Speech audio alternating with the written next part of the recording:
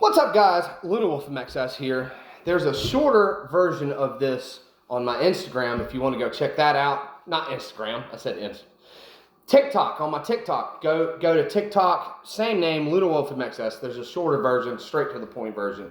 But anyways, this video is brought to you by Cahaba Blonde. I like my YouTube because I can get on here and do whatever I want, and it doesn't have to be like catchy or fast, so I can just talk. Survival tip for the day of how to survive the hood. I think this is part 6. I had this old man. His nickname was Wash Pit William. I'm not gonna give his full name, but his nickname was Wash Pit Will because he worked literally in a wash pit. Like, the place was dark. I used to hook him up, and I painted the place white so that the light was better. Like, it was in the hood. It was literally a wash stall where he washed cars, and you couldn't see anything. I cleaned it up, painted it white, replaced the fluorescent bulbs. Spent a lot of my own money trying to hook him up, and he's really appreciated of it. At the time, he wasn't, but now he calls me all the time just to talk and stuff. And, you know, he's probably in his 70s now. But anyways, he gave me a tip.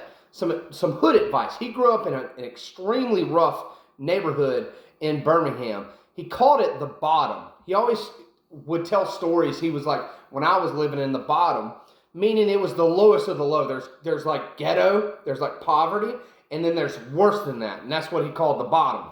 And he learned a lot of things, and he taught me a lot of things, and I listened to him. One of the things he taught me is that if you say hello to somebody, if you're in the hood and you say, hey, how's it going?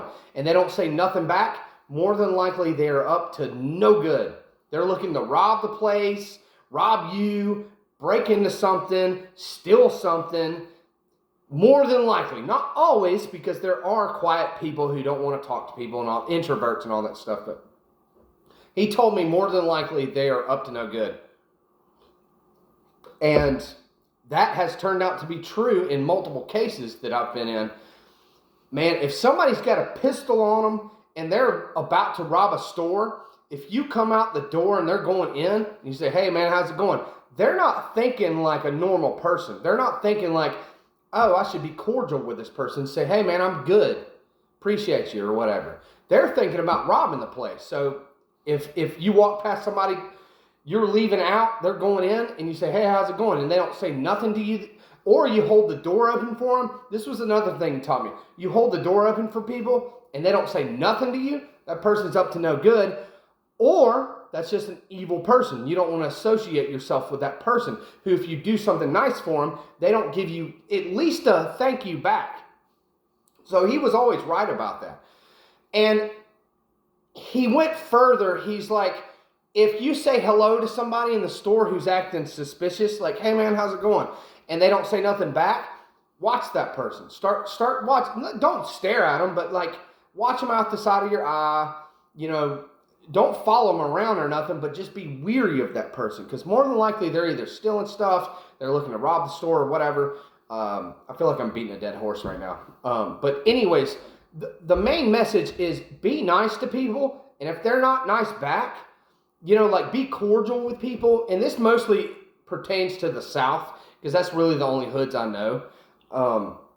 Be cordial, nice with people. Hey, how's it going? If they don't say nothing back, watch that person. Keep your eye on that person. You also have to come up with, like, exit strategies. There was this gas station I used to love going to in the hood, and it never actually got robbed. It got shoplifted a lot, but they had, like, the plate glass and all that stuff, so you couldn't rob them really anyways. You could steal stuff and run out. But there was a rear exit. I made a mental note of all the exits of that gas station because I frequented it so much. I made mental notes of all the exits, all that stuff, in case something popped off, somebody come in, wanted to rob the place. I was like, okay, I know how to get out, because it would only be me. If you're with a family member or a loved one, you would have to come up with something like how to protect them and blah, blah, blah. But it would usually just be me by myself. So I knew all the exits. If somebody whipped out a pistol, I knew how to get out the back door, which went into like a ravine with a creek. So I was like, well, that's the way I'll get out there. But you had to, it sounds super paranoid, but you had to come up with like exit strategies and like contingency plans and stuff when you were in the hood, just literally getting food. I always lock my doors. My dad taught me this early in life, but I always lock my doors, man. Soon as I get out of the gas station into my car, I close my door, lock it immediately. And I still kind of do this. I'm not in a rough neighborhood anymore. I still do it to this day. I always lock my doors. And I'm always, if I have my window down like I'm smoking or something, I'm always looking at my rear view because people can roll up in your blind spot, bam. And, you know, right now I'm thinking to myself, I'm like, this sounds paranoid, you know, but I'm telling you, these are things that'll save your life. If somebody rolls up on you in your blind spot, you can just take off.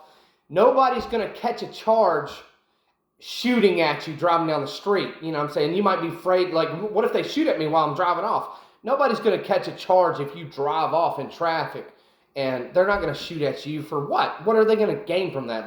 They'll kill you, and then they're in prison for the rest of their life. But anyways, the main point of this is be nice to people. Say hello. If they don't say hello back, watch that person. That's a potentially dangerous person. Whereas most people who are nice and say something back to you like, hey, I'm good, man. How are you? Like, they're probably a good person. They're not really, they might try and scam you or something, but they're not looking to kill you or rob you unless they're a psychopath serial killer. But anyways, appreciate y'all watching. Check me out, SoundCloud, Instagram, not Twitter. I've got to get this down. I still don't have it down. Check me out, SoundCloud, Instagram, TikTok, and also check me out on the streets.